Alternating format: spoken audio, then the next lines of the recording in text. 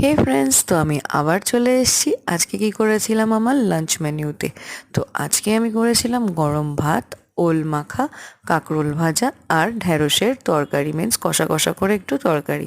তো আমি ঢ্যাঁড়সের তরকারিটাই কেমনি করে কষা কষা করে করছি সেটাই আপনাদের সাথে শেয়ার করছি। তো আশা করছি আপনাদের ভিডিওটা ভালো লাগবে। তো ফার্স্টে আমি কড়াইতে তেল দিয়ে তার মধ্যে একটা কাঁচা লঙ্কা দিয়ে পেঁয়াজ, আদা, রসুন আর তার মধ্যে আরেকটা কাঁচা লঙ্কা বাটা ছিল ওটা দিয়ে দিলাম। তারপরে টুকরো করা টমেটোগুলো আর মশলাগুলো দিয়ে দিচ্ছি এবার। তো মশলার মধ্যে আমি ইউজ করেছিলাম হলুদ গুঁড়ো, জিরের গুঁড়ো, ধনের গুঁড়ো আর সামান্য পরিমাণে জল দিয়ে এটা কষিয়ে নিলাম তেল সেপারেট হওয়া পর্যন্ত। তারপরে ঢ্যাঁড়স আর আলুগুলো কেটে আমি দিয়ে দিলাম। দিয়ে দেওয়ার পর ভালো করে কষিয়ে নিয়ে জল দিয়ে ওটাকে ফুটতে দেবো সেদ্ধ হওয়া পর্যন্ত। তারপরেই জল টেনে এলেই গা মাখা মাখা হয়ে গেলেই আমাদের ঢ্যাঁড়সের তরকারি রেডি। তো যদি ভিডিওটা ভালো লাগে অবশ্যই কিন্তু একটা লাইক করে দেবেন আর চ্যানেলটিকে কিন্তু সাবস্ক্রাইব করতে